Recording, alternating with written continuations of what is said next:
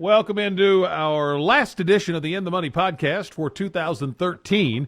Tom Leach, along with Keeneland's director of Simulcasting, Jim Goodman, as we take a look at the Saturday stakes races around the country. And we will start down in South Florida. Both tracks have stakes races. Both actually have graded stakes races on their cards. We'll go with Gulfstream first, Jim, and the 8th race is the El Prado for 3-year-olds and up at a mile on the turf course. And this is a pretty big field. Horse like Nicky Sandcastle, who won the Fayettes in here, going back to the turf. Coalport, nice allowance, low-level stakes horse. Tough bunch, I thought. Yeah, it's a nice race, and my first impression was Nicky Sandcastle. He won the race last year off the same pattern, but he had a prep race at Gulfstream, and I'm concerned a little bit that he didn't have that. He's been off since the Fayette, and he won that, but don't know if something's gone wrong or they just needed a rest or whatever, but he's only run July 27th, August 17th, and October 26th, so I got away from him a little bit, and I went to Coalport. Coalport had no shot at in the River City, just got slammed at the start, and the Shadowwell turf got taken off the turf, so he's back where he needs to be. Mike Maker is so good taking over from Catalano, and I think that's a little bit of a step up at this time of year, and so I'm going to go with Coalport at maybe a little bit of price, 5 or 6 to 1.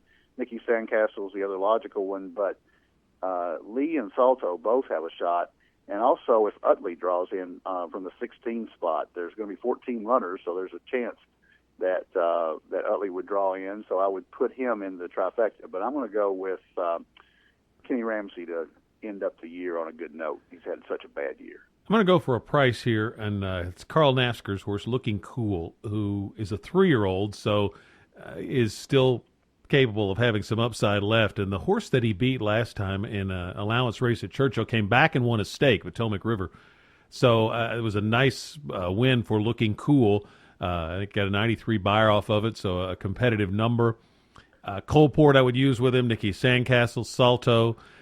Looked hard at even including Leah, but just the post position and Utley too. A lot of quality there, but I hate those outside post positions down at Gulfstream. So I'm going to use those 3, but keying on Looking Cool and hoping at 10 to 1 on the morning line that he could get up for first or second at a nice price. 9th race is the Grade 3 Mr. Prospector, and I couldn't get past Star Harbor here. He'll be favored 3-year-olds and up, going 6 furlongs, and had a 101 buyer at Gulfstream earlier this month against horses like Bahamian Squall and Jackson Bend. So even though it wasn't a graded stakes race, it had that caliber of horses in it, and I thought he was just real impressive. I would use him with A Priority, who had a nice win, second off a layoff last time on this track, and also use Black Diamond Cat, but keying on Star Harbor. What about you? Yeah, I think if you can get 5 to 2 on Star Harbor, you can go to the bank. I don't think there's any way it's going to be close to 5 to 2. That's the morning line. But the horse that I think that has a shot at an upset here is the 6, Sing Another Song, for Ron Pellegrini, the horse that was really impressive. Obviously moved up from a $32,000 optional claimer to a Grade 3.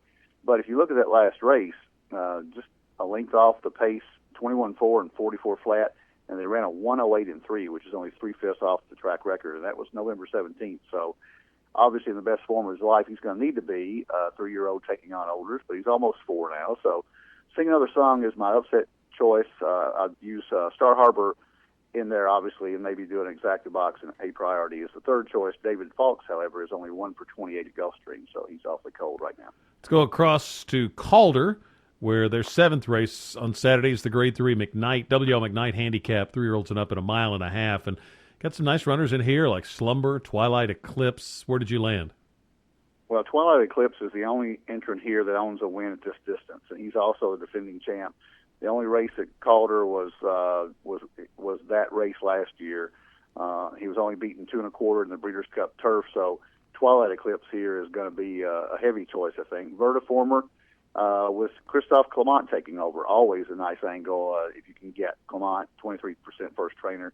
But he's been off since January, so he's probably going to need a race. And Sun Tracer is 0 for 4th distance, but 2/3 and a second and a 98 buyer. So I'm going to kind of do a Twilight Eclipse over Sun Tracer cold exacta, but Vertiformer with a shot to getting the trifecta. I'm going to take Vertiformer out of respect for Clement.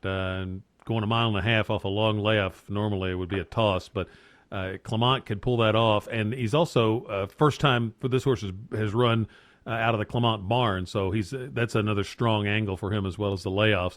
And what cinched it was that Joel Rosario takes them out. So all of those things for the price, I'm going to try Verter Former, and then I'll use Keeneland Exactas with Twilight Eclipse, Slumber the 11, and Mucho Mas Macho, just because the latter has a strong affinity for Calder's turf course. But Verter Former's going to be the upset pick for me.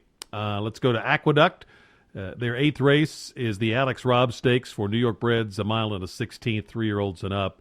And Saratoga Snacks, strong favorite here. I'm going to try just for the price with Commandante.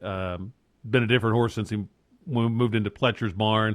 94 buyer last time would be good enough to get close to Saratoga Snacks anyway. But basically what I do is just an exacta box of those two and hope Commandante gets home first. But hard to beat Saratoga Snacks. Can you beat him?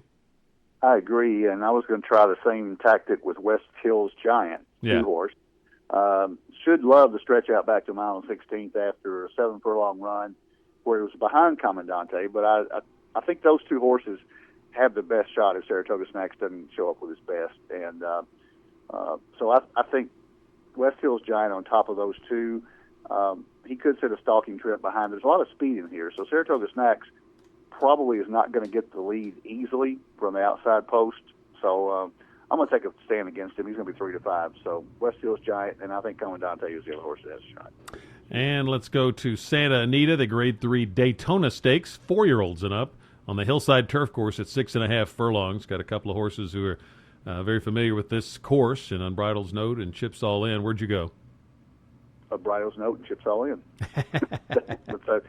It's a tricky course, and both of them have run well down the hill. And Unbridled's Note barely got beat by Misdirection in the 2012 Breeders' Cup Turf Sprint, and came back and ran well this year, and only got beat length and 3/4 the same race. So, but those two, Chips All In, 2 races in the spring were so good, it's unbelievable. I think it's going to be right down the wire between those two. And the other horse I would pick is Ain't No Other, the horse shipping in from Golden Gate, along with Gallant Sun, but I think Ain't No Other might have a little bit of upside. Looks like the turf race is a little bit better, but Chips All In and Unbridled's Note, hard to beat in this spot. I'm going to take a little shot with Truest Legend. It's one of the other Jeff Mullins runners in here, and I think those two are the ones to beat. One of those two is the more likely winner, but I'm going to try Truest Legend because he did have a nice run on the Hillside course, and I think second off a layoff from Mullins, on his best day, this horse would be the controlling speed in here. I don't think anybody's as fast if he's at his best. And the thing that kind of clinched it for me was they switched to Brice Blanc as the rider, and he's very good on the turf. So Truest Legends gets to the front. Maybe he doesn't stop, or maybe they just catch him on the wire, and you get a nice price if he runs second. So Truest Legend for me, and Keeneland Exactas with Unbridled's Note and Chips All In. As far as last week, I think at the fairgrounds you had a couple of nice ones. I think you had Divine Beauty, the Governor Jones horse, winning the Letelier. Jones had a nice day at the fairgrounds last week. Yeah, and I had Street Story, who ran second, so I had given out the exacta, but you had the winner there, Divine Beauty, a nice winner. And then Class Included. I think you had mentioned at the Blushing KD and was a real strong winner. Yep.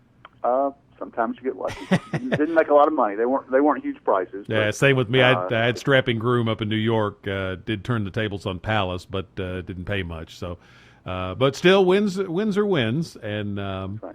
I think the exact in that Letelier race for the 2-year-olds, I think it was decent. So hopefully we'll have some more success with our picks this week, and then we'll move into 2014 for the In the Money podcast right here on KeenelandSelect.com.